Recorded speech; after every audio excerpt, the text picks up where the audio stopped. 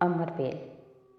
अलीज़ा उसके हाथ से रिवॉल्वर छीन लेना चाहती थी, मगर वो कोशिश के बावजूद भी अपनी जगह से हिल नहीं पाई। उमर सेफ्टी केज हटा चुका था और रिवॉल्वर अपनी कनपट्टी की तरफ ले जा रहा था जब अंकल जहांगीर बिजली की सी तेज़ी से लपके और उसका हाथ पकड़ लिया। इससे पहले कि वो अपना हाथ छुड़ा पाता, उन्होंने उसके चेहरे पर एक ज़ोरदार थप्पड़ मारा। थप्पड़ इतना ज़बरदस्त था कि न सिर्फ वो चंद कदम पीछे चला गया, बल्कि दीवार पर जा लगा और रिवॉल्वर पर उसकी गिरफ्त भी कमज़ोर पड़ गई। अंकल जहांगीर ने एक झटके के साथ रिवॉल्वर उससे छीन लिया और उसके चेहरे पर एक और थप्पड़ मारा। अलीज़ा ने उसकी नाक में से खून बहते देखा था। अंकल जहांगीर अब उसे गालियाँ दे रहे थे। नाना ने यकदम आगे बढ़कर उन्हें पीछे खींच लिया। उमर अब सामने खड़ा पलकें झपकाए बगैर उन्हें देख रहा था। अलीज़ा ने कभी किसी के लिए उसकी आंखों में इतनी नफरत नहीं देखी थी जितनी वो इस वक्त उमर की आंखों में अंकल जहांगीर के लिए देख रही थी। उसकी नाक से टपकता हुआ खून उसकी सफ़ेद शर्ट पर गिर रहा था, मगर वो जैसे इससे बिल्कुल बेखबर थे। मुझ पर चिल्लाए मत, उसने अब उमर को अंकल जहांगीर से कहते सुना। मुझ पर अब हाथ उठाकर बहुत पछताएंगे आप। क्या करोगे तुम? ये ड्रामा जो अभी किया है, खुदकुशी करना चाहते हो तो जाओ बाहर सड़क पर जाकर करो, वहाँ जाकर शूट करो अपने आप को, लेकिन मेरे घर में नहीं। नहीं, वैसे ही मरूंगा जैसे मरना चाहता हूँ। इससे क्या होगा? मुझे कोई भी फर्क नहीं पड़ेगा। 4-6 दिन लोग बात करेंगे, फिर भूल जाएंगे। जहांगीर मास को कुछ भी नहीं होगा। 4-6 दिन ही सही, मगर बात तो करेंगे आपके बारे में। इससे पहले कि अंकल जहांगीर उसकी बात के जवाब में कुछ कहते, नानू ने उन्हें कहा था, जहांगीर बस करो, इस बहस को बंद करो, यहाँ से बाहर निकलो। उन्होंने अंकल जहांगीर को बाजू से पकड़कर बाहर ले जाने की कोशिश की थी। नहीं, मुझे यहाँ से बाहर नहीं जाना। क्या समझता है ये खुद को? मैं ऐसी ब्लैकमेलिंग में नहीं आऊँगा, उन्होंने खुद को नानों से छुड़ाते हुए कहा था। प्लीज़ जहांगीर, फ़िलहाल ये सब ख़त्म करो, मुझे इस तरह परेशान मत करो, अभी इसे अकेला छोड़ दो। नानू ने एक बार फिर उनका बाजू पकड़कर इल्तिजाई अंदाज में कहा था, लेकिन अंकल जहांगीर बिल्कुल ही बिफरे हुए थे। आप इसको नहीं जानती, ये तमाशा इसने पहली बार नहीं किया। इससे पहले भी ये 2 बार इसी तरह लड़ने के बाद स्लीपिंग पिल्स खा चुका है, उन्होंने इंकशाफ किया। अलीज़ा ने शौक के आलम में उमर को देखा। वो अब भी इसी तरह बाप पर नज़रें जमाए हुए था। मुझे शर्म आती है इसे अपनी औलाद कहते हुए। आपको बाप कहते हुए मुझे भी उतनी ही शर्म आती है, उसने अंकल जहांगीर को सख्त लहजे में जवाब दिया। जहांगीर, खुदा के लिए दोबारा झगड़ा शुरू मत करो, मेरे साथ बाहर आओ। नाना ने अंकल जहांगीर के कुछ कहने से पहले ही उन्हें बाहर खींचना शुरू कर दिया। अंकल कुछ कहना चाहते थे, मगर नानो किसी न किसी तरह उन्हें खींचते हुए कमरे से बाहर ले गई। उमर अपनी जगह पर बुरे तरीके से बेहिस्सो हरकत खड़ा उन्हें बाहर जाता देखता रहा। कमरे का दरवाज़ा बंद होते ही उसकी नज़रें अलीज़े पर जम गई। तुम भी यहाँ से जाओ, उसने दृष्टि से अलीज़े से कहा था। वो अब हाथ की पूँछ से नाक साफ कर रहा था और शायद तभी उसे पहली बार एहसास हुआ था कि उसकी नाक से खून बह रहा है। अलीज़ा उसके कहने के बावजूद भी अपनी जगह से नहीं हिली। उमर ने एक बार फिर सर उठाकर उसे देखा और उसे वहीं खड़े देखकर उसके चेहरे की नगवारी बढ़ गई। तुम्हें कहा है ना, जाओ यहाँ से, इस बार उसने भराई हुई आवाज़ में अलीज़ा से कहा। प्लीज़, मैं आपके साथ रहना चाहती हूँ, उसने भराई हुई आवाज़ में कहा, मगर मुझे किसी की भी ज़रूरत नहीं है। फिर भी फिर भी मैं यहीं रहना चाहती हूँ। वो इस वक्त किसी भी कीमत पर उमर को अकेला नहीं छोड़ना चाहती थी। अलीज़ा, मुझे इस वक्त ये कमरा खाली चाहिए, मैं तुम्हारी मौजूदगी बर्दाश्त नहीं कर सकता, इसलिए यहाँ से चली जाओ, उसने तेज़ और तुर्क लहजे में उससे कहा और वो बेइख्तियार रोने लगी। उमर अपने सर को दोनों हाथों में पकड़कर बेड पर बैठ गया और अब उसका चेहरा नहीं देख सकता था, लेकिन उसकी नाक से टपकते हुए खून के कतरे अब भी उसकी कमीज पर गिर रहे थे। उमर दोनों हाथों से सर को पकड़े बहुत गहरे सांस ले रहा था। अलीज़ा की समझ में ही न आया कि वो क्या करे। चंद लम्हे अपने आंसुओं को पोंछते हुए वो इसी तरह कमरे के वस्त में खड़ी रही। फिर एक ख्याल आने पर वो ड्रेसिंग टेबल पर पड़े हुए कुछ टिश्यू पेपर उठा लाई थी। उमर के बिल्कुल मुकाबिल घुटने के बल कालीन पर बैठते हुए उसने एक टिश्यू से उसकी नाक से बहता हुआ खून साफ करने की कोशिश की थी। वो करंट खाकर पीछे हटा था, علیزہ کو اس کے چہرے پر پہلے والی وحشت نظر نہیں آئی تھی، وہ اب تھکا ہوا لگ رہا تھا۔ چند لمحے وہ علیزہ کو دیکھتا رہا، پھر اس نے اس کے ہاتھ میں پکڑے ہوئے ٹیشو لے لیے اور خود اپنا چہرہ صاف کرنے لگا۔ علیزہ بھیگی پلکوں سے اس کا چہرہ دیکھتی رہی، اس کی نظریں عمر کو ڈسٹرب کر رہی تھیں۔ میں آپ کے لیے کچھ لے کر آؤں؟ علیزہ نے اچانک ہی اس سے پوچھا۔ وہ چہرہ صاف کرتے کرتے رک گیا۔ تمہیں میری پرواہ ہے؟ اس نے عجیب سے لہجے میں علیزہ سے پوچھا۔ وہ ایسے کسی سوال کی توقع نہیں کر رہی تھی۔ چند لمحے حیرانی سے اس کا منہ دیکھتے رہنے کے بعد اس نے کہا، ہاں، سب سے زیادہ۔ ٹھیک ہے، پھر تم میری بات مانو اور یہاں سے چلی جاؤ۔ علیزہ کو اس کے مطالبے پر شوق لگا۔ اس وقت مجھے صرف تنہائی درکار ہے، اس نے ایک بار پھر کہا۔ وہ چند لمحے کچھ بھی کہے بغیر اس کا چہرہ دیکھتی رہی، جو اس کے جواب کا منتظر تھا۔ پھر اس نے کہا، اگر آپ وعدہ کریں کہ آپ نہیں کریں گے تو میں چلی جاتی ہوں۔ کیا نہیں کروں گا؟ اس نے علیزہ کی آنکھوں میں آنکھیں ڈالتے ہوئے پوچھا۔ جو کچھ دیر پہلے علیزہ نے جان بوجھ کر بات ادھوری چھوڑ دی۔ وہ خاموشی کی عالم میں اسے دیکھتا رہا۔ آپ نہیں کریں گے نا؟ اس بار علیزہ نے اس کا ہاتھ پکڑ کر یقین دہانی حاصل کرنے کی کوشش کی۔ نہیں کروں گا، بہت دھیمے لہجے میں کہتے ہوئے اس نے علیزہ سے آنکھیں چرا لی تھیں۔ اسے عمر کی آنکھوں میں نمی کی ہلکی سی جھلک نظر آئی۔ اگلے لمحے وہ اس کا ہاتھ اپنے ہاتھ سے ہٹا کر چہرہ جھکا چکا تھا۔ وہ بوجھل دل سے اس کے قریب سے اٹھ گئی۔ عمر ایک بار پھر اپنا خون بند کرنے کی کوشش میں مصروف تھا۔ بھاری قدموں سے چلتے ہوئے وہ باہر نکل آئی اور پھر چند لمحوں کے بعد اس نے دروازہ لاک ہونے کی آواز سنی تھی۔ وہ نہیں جانتی تھی کہ وہ اب اندر کیا کر رہا تھا یا کیا کرنے والا تھا۔ وہ وہاں سے نہیں جانا چاہتی تھی۔ علیزہ وہیں دیوار سے ٹیک لگا کر کھڑی ہو گئی۔ چند منٹ پہلے جو کچھ بھی ہوا تھا وہ اس کے لیے قطعی غیر متوقع تھا، لیکن غیر متوقع ہونے سے زیادہ ناقابل یقین تھا۔ انکل جہانگیر اور عمر کے درمیان ہمیشہ ہی اختلافات رہے تھے اور ان سے کوئی بھی بے خبر نہیں تھا، لیکن یہ کسی کے لیے تشویش کا باعث بھی نہیں تھے۔ ایسے اختلافات صرف عمر اور جہانگیر کے درمیان ہی نہیں تھے، بلکہ خاندان کے تمام لوگوں کے درمیان تھے۔ معاذ حیدر انگریزوں کے زمانے میں انڈین سول سروس میں شامل ہوئے تھے۔ اس زمانے میں انڈین سول سروس میں مسلمانوں کی تعداد بہت ہی کم تھی، اور جو تھے وہ سول سروس میں رہنے کے لیے بڑی جافشانی سے کام کرتے تھے۔ اپنے انگریز افسروں کے سامنے برٹش گورنمنٹ سے اپنی وفاداری ثابت کرنے کے لیے بعض اوقات انہیں آؤٹ آف دی وے جا کر کام کرنا پڑتا تھا، مگر ان کے ضمیر کے لیے یہ بات کافی تھی کہ ان کے آفیسرز ان سے خوش تھے۔ سول سروس اس زمانے میں بھی ان کی ضرورت نہیں شوق تھا۔ ان کا خاندان مالی طور پر اتنا مستحکم تھا کہ نوکری کی ضرورت نہ تو کسی کو پیش آتی تھی اور نہ ہی اسے پسند کیا جاتا تھا، مگر معاذ حیدر کے باپ نے اس ٹرینڈ کو توڑا اور اپنے بیٹے کو اعلیٰ تعلیم دلوانے کے بعد سول سروس میں لے آئے۔ بنیادی طور پر وہ ایک جاگیردار خاندان سے تعلق رکھتے تھے اور ان کے مزاج میں جاگیروں والی تمام چیزیں کوشش کے باوجود ختم نہیں ہو سکی تھیں۔ سول سروس جوائن کرنے کے کچھ سالوں بعد ہندوستان تقسیم ہو گیا تھا۔ معاذ حیدر مشرقی پنجاب سے تعلق رکھتے تھے، اس لیے انہوں نے اپنی فیملی کے ساتھ پاکستان ہجرت کی۔ جتنا عرصہ وہ سول سروس میں رہے، انہوں نے بہت محنت سے کام کیا۔ جب انہوں نے ملازمت سے ریٹائرمنٹ لی، تب تک ان کے چاروں بیٹے تھوڑے تھوڑے عرصے کے وقفے سے سول سروس سے منسلک ہو چکے تھے۔ ان کا سب سے بڑا بیٹا ایاز حیدر بیرون ملک لاء کی تعلیم حاصل کرنے کے بعد اب وطن واپس آ کر فوراً سروس جوائن کر چکا تھا۔ دوسرے بیٹے سعد حیدر نے بھی بڑے بھائی کی پیروی کرتے ہوئے قانون کی تعلیم حاصل کرنے کے بعد سول سروس جوائن کر لی، لیکن بڑے بھائی کے برعکس انہوں نے ڈسٹرکٹ مینجمنٹ گروپ کا انتخاب کیا تھا۔ عالمگیر اور جہانگیر نے بھی بڑے بھائیوں کی طرح بیرون ملک تعلیم حاصل کی اور ان کے بعد فوراً سروس جوائن کر لی۔ سول سروس میں اپنی ساری اولاد بھیجنے والے معاذ حیدر واحد نہیں تھے، ان کے بھائیوں نے بھی قیام پاکستان کے بعد اپنی اولادوں کے لیے اسی شعبے کا انتخاب کیا تھا، اور اس وقت ان کا تقریباً سارا خاندان سول سروس کے مختلف شعبوں سے منسلک تھا۔ معاذ حیدر نے ملازمت صاف ہاتھوں سے چھوڑی تھی۔ چھوٹی موٹی چیزوں کو اگر ایک طرف رکھ دیں تو انہیں اپنی ملازمت کے دوران کسی اسکینڈل کا سامنا کرنا پڑا تھا، اور نہ ہی انہیں کوئی ایسا کام کرنا پڑا تھا کہ جس پر انہیں شرمندگی ہو یا ان کا ضمیر خود کو مجرم تصور کرتا ہو۔ ورثے میں باپ سے لمبی چوڑی جائیداد ملی تھی اور انہوں نے اسی روپے سے اولاد کو بیرون ملک تعلیم کے لیے بھجوایا تھا۔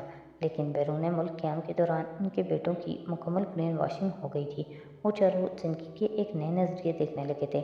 उनका ख्याल था उनके बाप ने अपनी सर्विस में सिर्फ अच्छी रेपुटेशन कमाई है और ये कमाई उनकी मेहनत के मुकाबले में कुछ नहीं थी।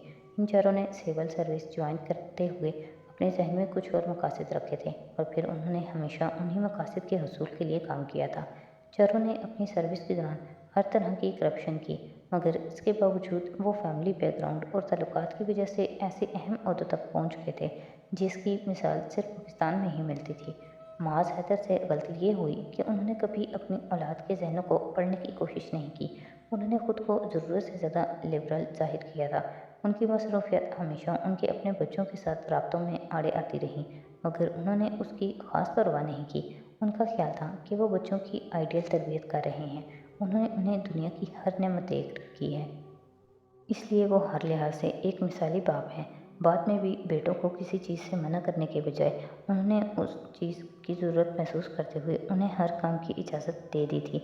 जब उनके बेटों की करप्शन का जिक्र होने लगा, तब भी उन्होंने उन्हें रोकने की बजाय उन्हें बचाने के लिए अपने ताल्लुकात बखूबी इस्तेमाल किए। उनका ख्याल था कि उनके बेटे जो कुछ कर रहे हैं वो सारी ब्यूरोक्रेसी करती है और इन चीज़ों के बगैर उनके बेटे अपना करियर नहीं बना सकते। कभी अगर उन्हें पछतावा होता भी तो वो खुद को 100 दलीलों से समझा लेते। उनके 4 बेटे और 2 बेटियां थीं। बेटों को उन्होंने आला तालीम दिलवाई थी, लेकिन बेटियों को कॉन्वेंट में पढ़ाने के बाद बहुत ही कम उम्र में ही उनकी शादियां कर दी थीं।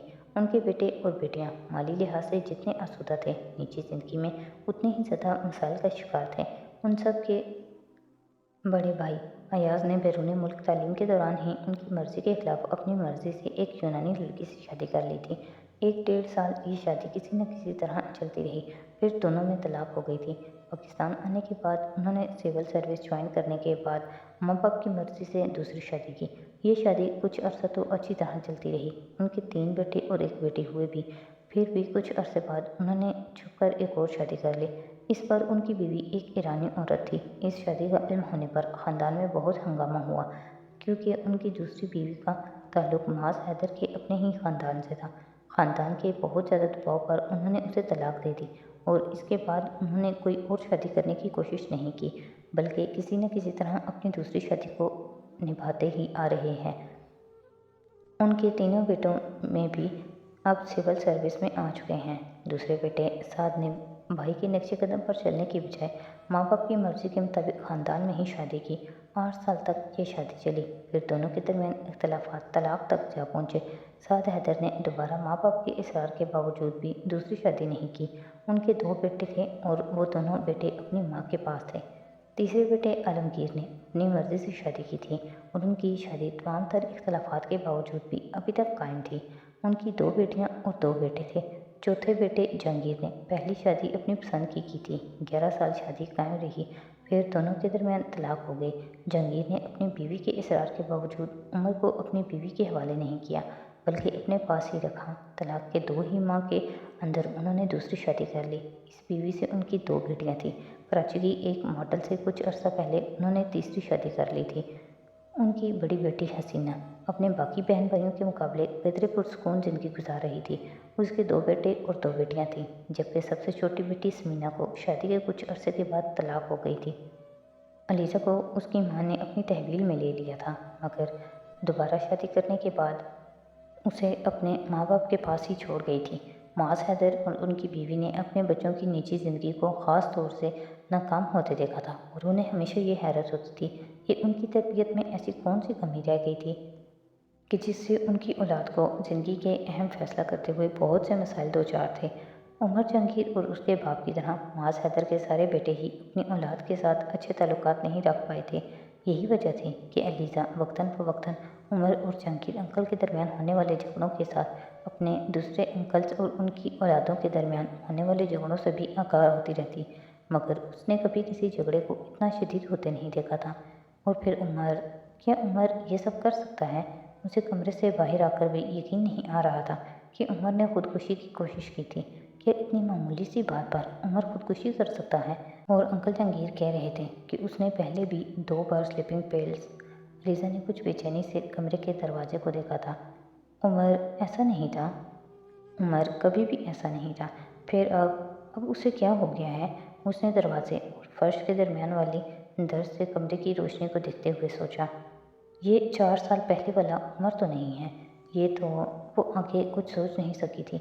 नानू के कमरे का दरवाज़ा खुला हुआ था और वहाँ से बुलंद आवाज़ें अंकल जहांगीर के बोलने की आवाज़ें आ रही थी।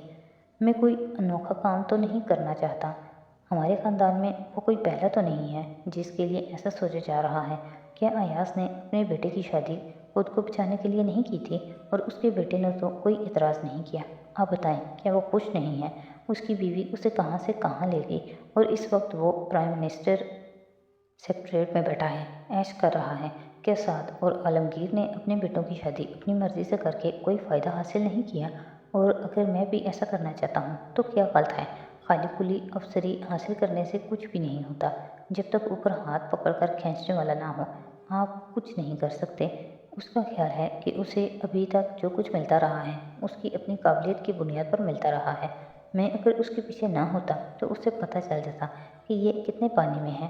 अंकल जहांगीर की आवाज़ से उनके गुस्से का बखूबी अंदाज़ा हो रहा था। वो ना चाहते हुए भी उनकी बातें सुनने लगी थी। मगर जहांगीर, अगर वो शादी नहीं करना चाहता तो उसे मजबूर मत करो। मैं बहुत डर गई हूँ। अगर इसी तरह वो कुछ कर बैठा तो। नानू ने अपना खौफ जाहिर करते हुए कहा था। मगर अंकल जहांगीर ने उनकी बात काट दी। तो क्या होगा? आपका ख्याल है कि मैं उसकी ब्लैकमेलिंग के सामने झुक जाऊंगा? नहीं, ऐसा कभी भी नहीं हो सकता।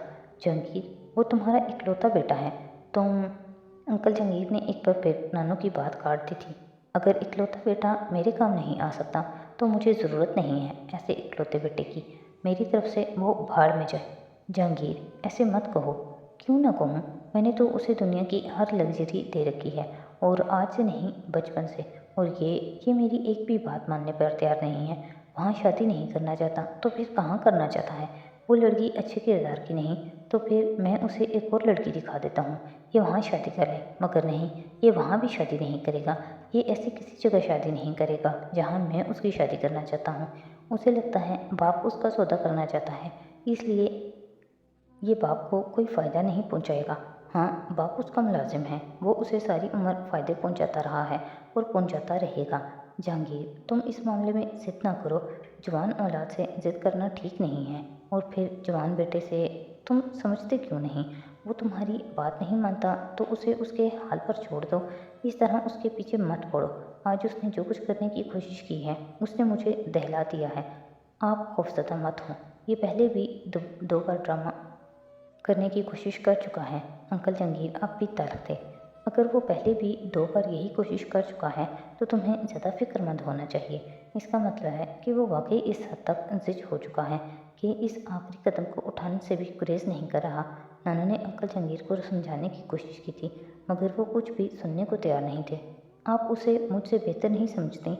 मैं जानता हूँ मुझे उसे किस तरह से हैंडल करना है, और मैं कर लूँगा। आप इस मामले में उसकी साइड मत लें। मैं उसकी साइड नहीं ले रही। मैं सिर्फ तुम्हें समझा रही हूँ कि ये सब ठीक नहीं है। तुम किसी 13 साला लड़के को हैंडल नहीं कर रहे। 13 साला मर्द का सामना 30 साला मर्द का सामना है तुम्हें। उसे बचा समझकर किसी चीज़ को उस पर ठूसने की कोशिश मत करो। उस पर किसी भी चीज़ को ठूसने की कोशिश ना करो और अपना कैरियर तबाह कर लो। अगर वो ना होता तो फिर तुम क्या करते? फिर भी तो किसी न किसी तरह खुद को मुसीबत में से निकालते ही ना। फिर अब भी कुछ ना कुछ कर लो। तब की बात और थी, मगर अब मैं ये सोचकर नहीं चल रहा हूँ कि वो नहीं है। अब अगर वो है तो फिर उसे मेरे काम आना होगा, जैसे मैं हमेशा उसके काम आता रहा हूँ। जहांगीर, तुम इतनी जिद क्यों कर रहे हो? तुम्हें याद नहीं है तुम्हारे बाप ने कभी तुम चारों के साथ इस तरह जिद नहीं की थी। तुम लोगों ने जो करना चाहा उन्होंने तुम्हें करने दिया, चाहे वो अपनी मर्जी से शादी या तलाक जैसा अहमकाना फैसला ही क्यों ना हो। मुझे डैड की मिसाल मत दें। तब हालात और थे, लेकिन अब सूरत हाल कुछ और है। अंकल जहांगीर ने तेज़ी से कहा था। इसलिए सूरत हाल और है क्योंकि तुम अब किसी और के बाप हो, बेटे नहीं। अब तुम्हारी डिमांड्स भी बदल गई हैं। चलें, आप ऐसा ही समझ लें। डैड और तरह के थे, मैं और तरह का हूँ।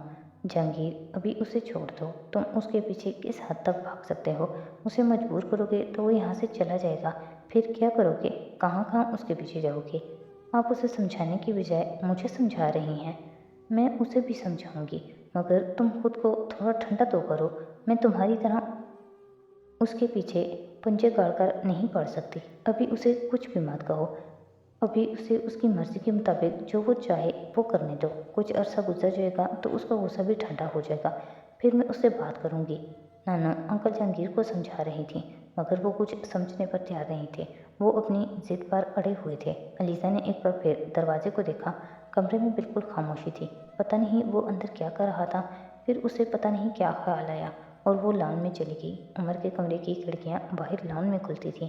उसका ख्याल था कि वो खिड़कियों में से अंदर देख सकेगी, लेकिन उसे मायूसी हुई। खिड़कियाँ बंद थीं और उनके आगे पर्दे तने हुए थे। वो किसी भी तरह अंदर न देख सकी। कुछ देर वो बिना किसी आहट के खिड़कियों के सामने खड़ी रही। वो एक बार फिर अंदर वापस आ गई। नानू और अंकल जहांगीर की बहस अब भी जारी थी। वो उमर के कमरे की तरफ जाने के बजाय अपने कमरे में आ गई। कपड़े बदल के वो बिस्तर पर लेटने के बावजूद उसकी आंखों में नींद के कोई आसार नहीं थे। वो उमर के वादे के बावजूद उसके बारे में परेशान थी और उसे हैरानी थी कि अंकल जहांगीर उमर के बारे में फिक्रमंद क्यों नहीं है। उन्हें उसकी ज़िंदगी की परवाह क्यों नहीं है। कुछ बेचैन होकर वो एक बार फिर उठ गई और कमरे के चक्कर लगाने लगी। फिर थक कर बेड पर बैठ गई। सोने से पहले एक ख्याल आने पर वो दोबारा अपने कमरे से निकलकर उमर के कमरे की तरफ गई थी। नानू के कमरे का दरवाज़ा अब बंद था। वहाँ अब खामोशी थी। उमर के कमरे की लाइट अब भी ऑन थी, लेकिन कमरे में से कोई आवाज़ नहीं आ रही थी। उमर कभी भी लाइट ऑन करके नहीं सोता था। ये बात वो अच्छी तरह जानती थी, और अगर इस वक्त सो नहीं रहा था तो फिर क्या कर रहा था, उसने बेकरारी से सोचा। कुछ देर कमरे के सामने खड़े रहने के बाद वो वापस कमरे में आ गई। अपने कमरे में आने के बाद वो बहुत देर तक उमर के बारे में सोचती रही। अगली सुबह उसकी आंख देर से खुली। घड़ी 9:30 बजा रही थी। आंखें खुलते ही जो पहला ख्याल उसके जहन में आया वो उमर का था। कपड़े तब्दील करने के बाद वो कमरे से बाहर निकली। घर में बिल्कुल ही खामोशी थी। उमर के कमरे का दरवाज़ा अब भी बंद था। वो दरवाजे पर दस्तक देना चाह रही थी, लेकिन फिर कुछ सोचकर रुक गई। नानू को ढूंढते हुए वो किचन में आ गई। उसे नानू कदरे परेशान लग गई। किचन में उनके अलावा और कोई नहीं था। उसे देखते ही उन्होंने कहा, मैं तुम्हें जगाने ही वाली थी। अच्छा हुआ कि तुम खुद उठ गई। आज यूनिवर्सिटी जाने का इरादा नहीं है? नहीं नानू, मैं आज यूनिवर्सिटी नहीं जाऊंगी, उसने डाइनिंग टेबल की कुर्सी खींचते हुए कहा था। क्यों? बस मेरा दिल नहीं जा रहा। नानू ओवन में कोई चीज़ रख रही थी। फिर नाश्ता कर लो। नहीं, मेरा दिल नहीं जा रहा, उसने इनकार कर दिया। नानू, अंकल जहांगीर कहाँ हैं? अचानक उसने पूछा। वो सुबह चला गया है। अलीज़ा को अचानक ही बेहद इत्मीनान का एहसास हुआ था। उमर से दोबारा उनकी कोई बात हुई? नहीं, उमर सोया हुआ था, मैंने उसे नहीं जगाया, नानू ने काम करते हुए कहा। अब जगा दूँ उसे? अलीज़ा ने चंद लम्हे खामोश रहने के बाद पूछा था। नहीं, अभी सोने दो, नानू ने उससे कहा था। किचन में एक बार फिर खामोशी छा गई थी। नानू, उन्होंने ये सब कुछ क्यों किया?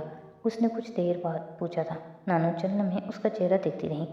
पता नहीं, उन्होंने मायूसी से सर हिलाया था। नानू, वो बिल्कुल बदल गया है ना? हाँ, ऐसा तो होना ही था, मगर क्यों नानू? उमर तो वो तो मुझे यकीन नहीं आता नानू, उमर ऐसा हो जाएगा? अभी कल तक तो वो बिल्कुल ठीक था, एक दिन में ही क्या हो गया? मेरे पास तुम्हारे किसी सवाल का जवाब नहीं है अलीज़ा, नानू ने बेबसी से कंधे उचकाते हुए कहा था। जहांगीर अंकल उसे क्यों परेशान कर रहे हैं? उसकी मर्जी के खिलाफ उससे एक काम क्यों करवाना चाहते हैं? वो भी मजबूर है, उन्होंने एक गहरी सांस लेते हुए कहा। नहीं नानू, वो मजबूर नहीं, खुद गर्ज है। नानू ने उसकी बात का जवाब नहीं दिया था। वो कुछ देर वहीं बैठी रही, फिर उठकर वापस अपने कमरे में आ गई। दोपहर के 2 बजे वो एक बार फिर परेशान होकर अपने कमरे से निकली। उमर का दरवाज़ा अब भी बंद था। उसने बिना सोचे समझे दरवाजे पर दस्तक दी। अंदर खामोशी छाई हुई थी। अलीज़ा ने एक बार फिर दस्तक दी। इस बार दस्तक की आवाज़ ज़ोरदार थी, मगर अंदर खामोशी नहीं टूटी। उसने एक के बाद दूसरे कई बार दरवाज़ा बजाया, मगर कोई जवाब नहीं आया। अलीज़ा खौफज़दा हो गई। उमर दरवाज़ा क्यों नहीं खोल रहा? वो इतनी गहरी नींद तो नहीं सोता, उसने एकदम सोचा।